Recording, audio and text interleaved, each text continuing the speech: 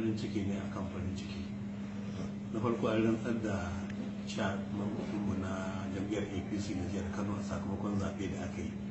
Muna cikin wannan farin ciki kuma sai ana bikin wannan rantsuwa sai aka yi mun rada cewa Najeriya ta ci gol ɗaya ana ta cikin wasan ba a kammala ba. Yanzu ko da muka dawo mun zauna mun zura ido muna kallo kamar ma na shiga cikin talabijin ɗin sai kuma aka ƙara cin wasa. An tashi yanzu 2-0 Najeriya ta ci wannan wasa, saboda haka an ce labarin zuciya a tambayi fuska.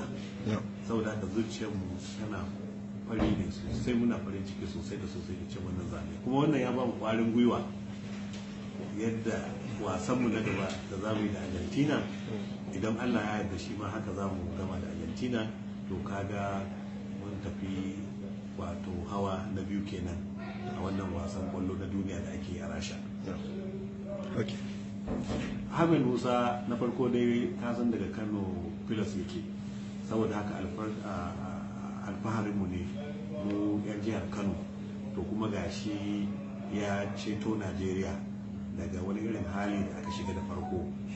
Ya ci bal guda biyu, amma ka san a wancan wasan an aje shi wato yana jira ko za a kira shi har aka kammala wasan nan ba a kira shi ba, amma yanzu da aka kira shi tun da shi aka fara, to kaga wannan ya nuna cewa shi gogaggen dan kwallo ne, kuma Allah ya bashi sa'a an ci gol guda biyu, kuma duk shi ya ci waɗannan gol guda biyu. To mun gode wa. Na gode.